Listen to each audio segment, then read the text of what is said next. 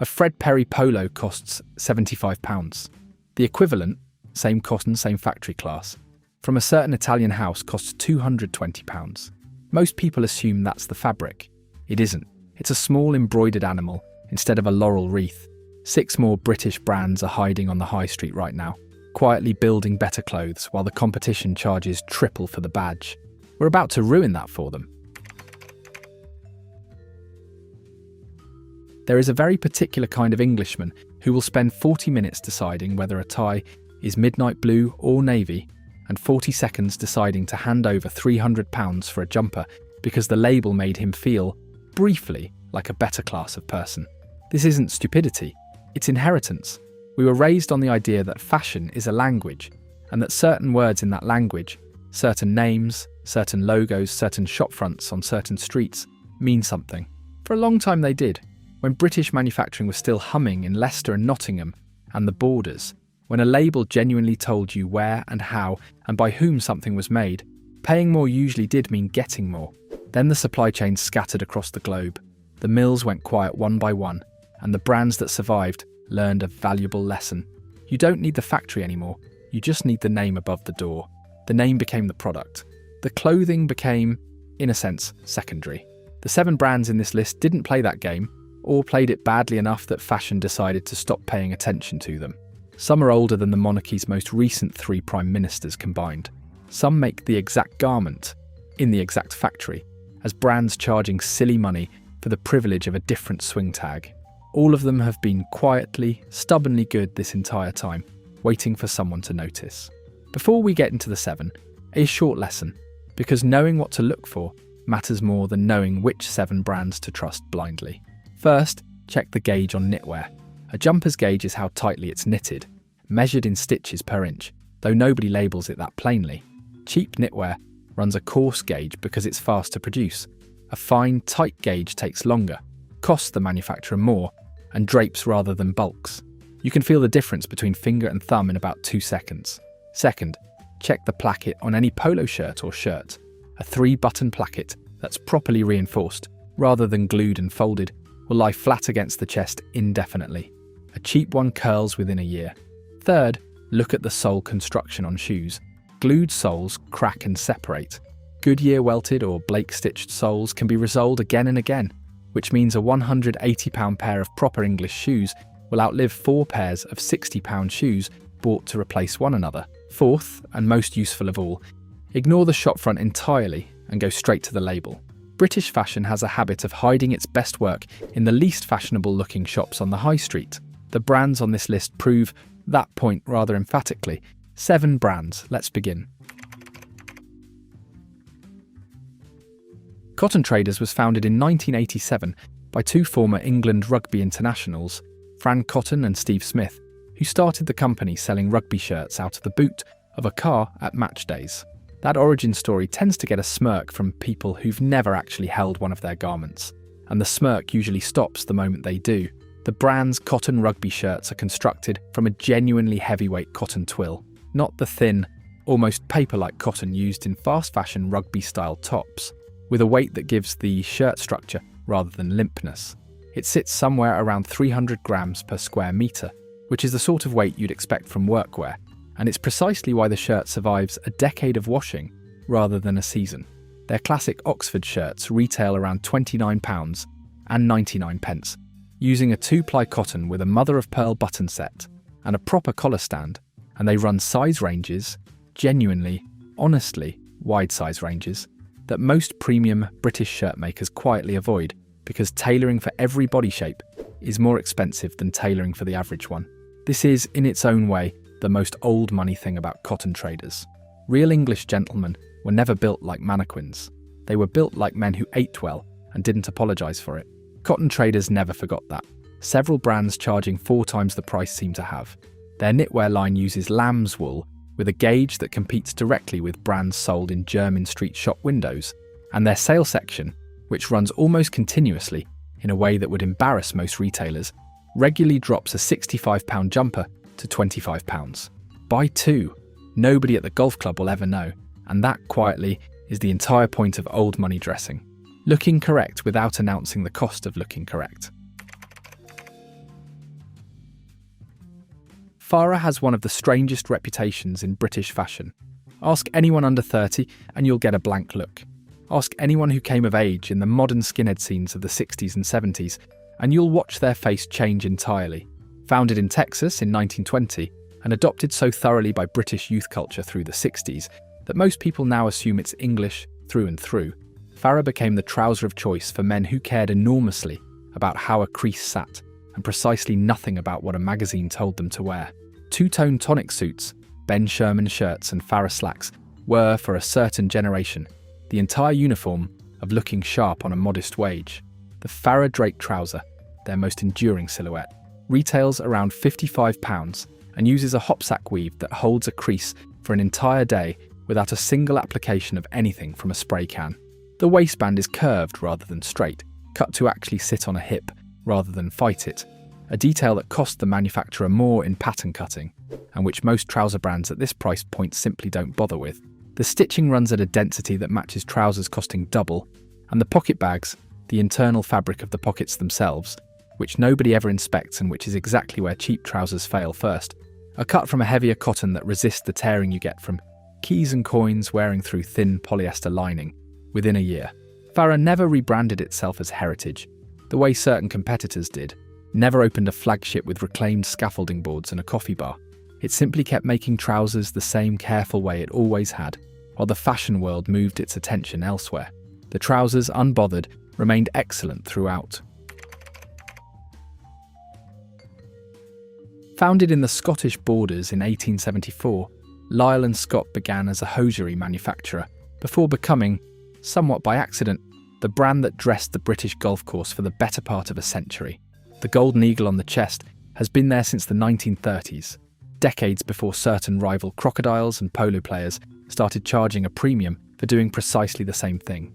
Their lambswool jumpers, produced using traditional Scottish knitting techniques passed down through generations of Borders mill workers, retail between £70 and £90, a price that feels entirely reasonable until you discover the same weight, the same gauge, and frequently the same Scottish mills supply jumpers to brands charging upwards of £250 for the privilege of a different embroidered badge. The V-neck golf jumper, cut close enough to layer under a blazer, loose enough not to restrict a swing, uses a fully fashioned construction, meaning the garment is knitted to shape rather than knitted flat and cut afterward. Fully fashioned knitwear holds its shape through hundreds of washes because there are no cut edges to fray or unravel. Cut and sew knitwear, the cheaper method used by most fast fashion, begins to distort within a year. Their polo shirts, the golden eagle embroidered rather than printed, which matters more than it sounds, retail around £55 and use the same interlock cotton construction found in polos, costing 3 times as much.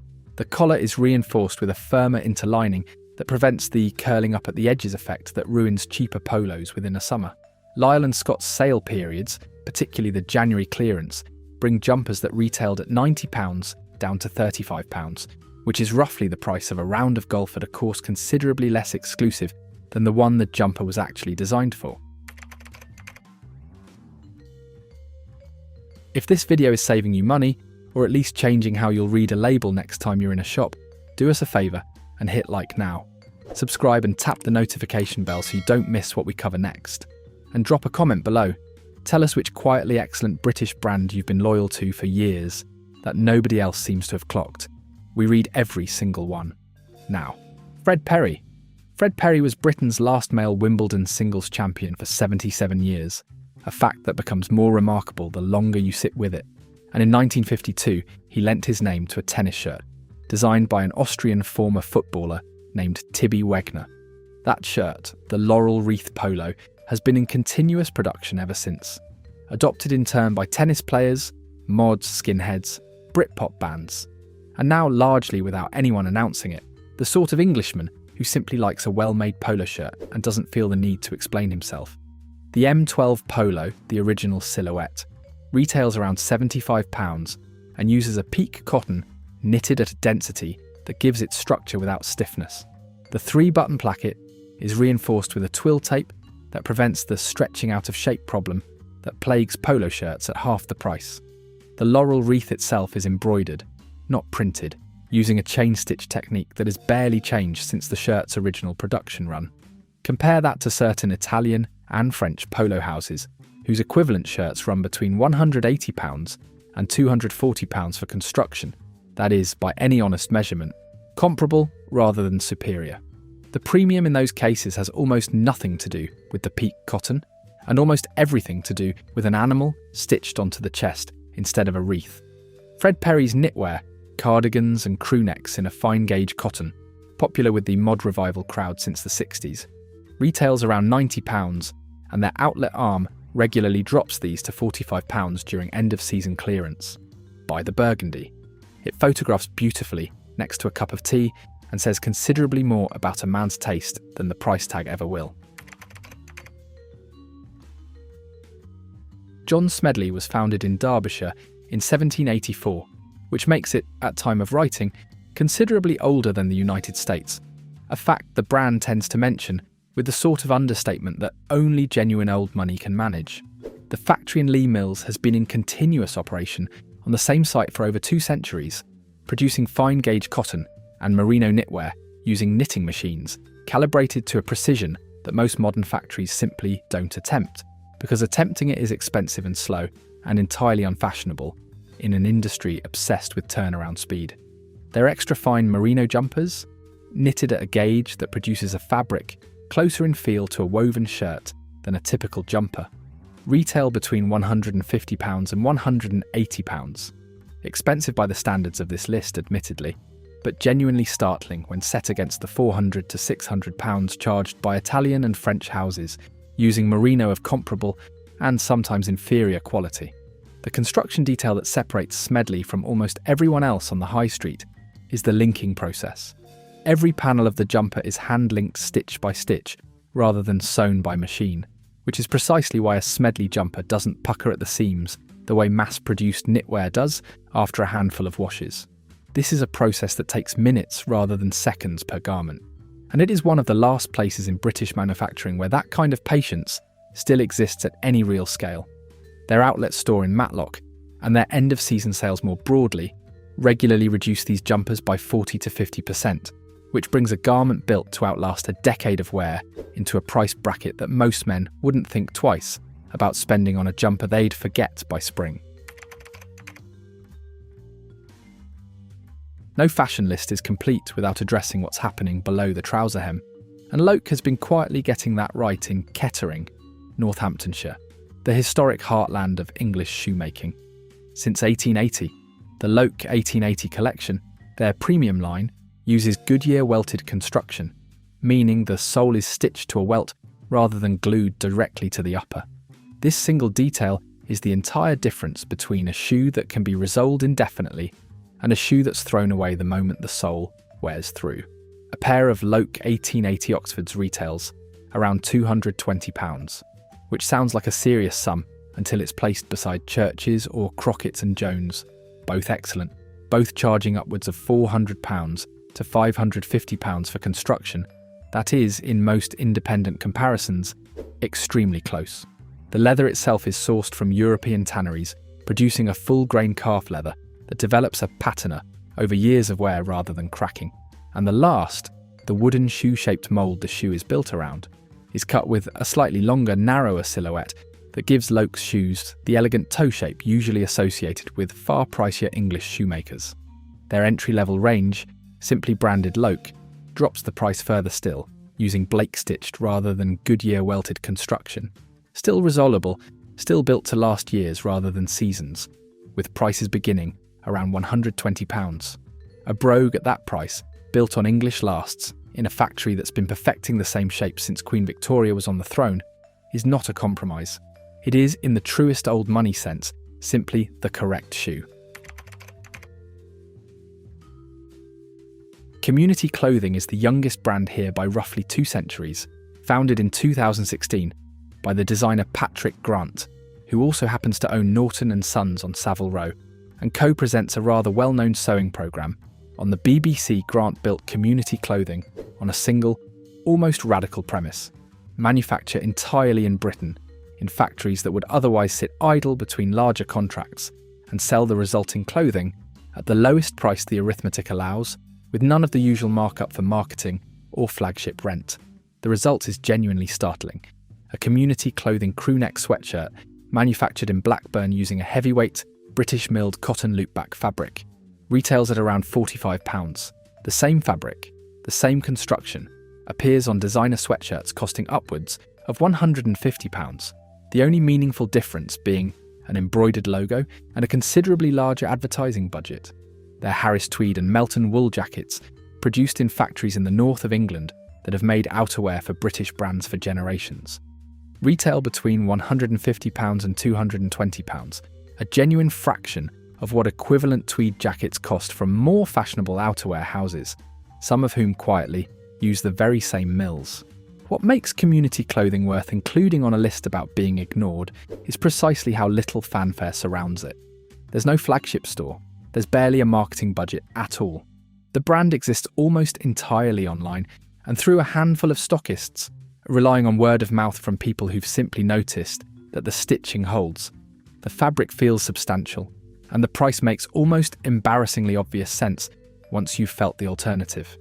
It is, in many ways, the most old money brand on this entire list, despite being the newest. Old money was never about the newest thing or the loudest thing. It was about quietly knowing where the good cloth was kept, and never feeling the need to tell anyone how little you paid for it. We began with a polo shirt and a laurel wreath, and a gap of £145 between one shirt and another that had nothing whatsoever to do with the cotton.